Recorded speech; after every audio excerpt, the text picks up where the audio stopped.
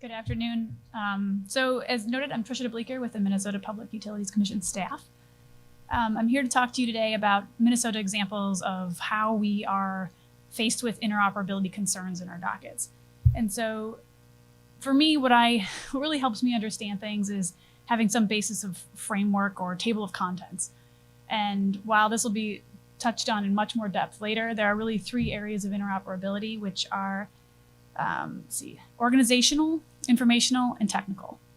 And so the first example I'll give you is technical, which is the one mentioned how we've updated our interconnection standards to include the 1547 IEEE standards. So what we did with our standards was we took old interconnection standards that we'd established in 2004 and revisited them starting in about 2016.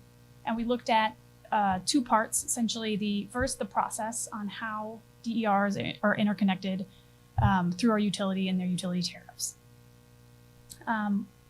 When that was done, we incorporated and referenced the IEEE 1547 interconnection standards.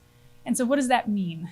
In my words, in my view of what that does and what that inclusion of that 1547 standard does, is that it allows DERs to interconnect with the grid, both the distribution and the bulk system, in a coordinated manner with several entities: the DER operator, the distribution system operator, the transmission system operator, and the regional transmission organization. And so there'll be a much more in-depth discussion of this on, I think, Thursday morning, and that'll show you how that standard incorporated into a state process allows for DERs of any size or amount to be interconnected to the grid without impacting reliability.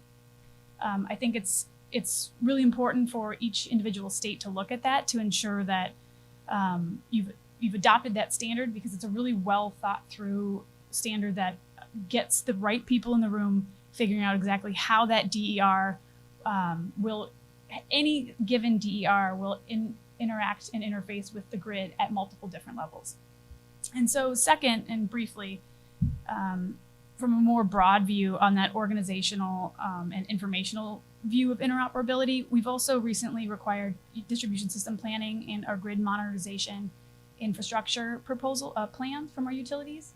And so what those have been enabled us to do is investigate essentially how any utilities do grid infrastructure technologies will or will not work with existing and future utility systems.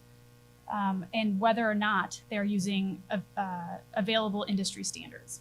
And so second, those decisions made by a utility and in what order and how they're investing in their grid modernization technologies has an effect on cost and cost recovery later. Essentially, how well they interact will have a cost for ratepayers later, depending on whether they do it well or not.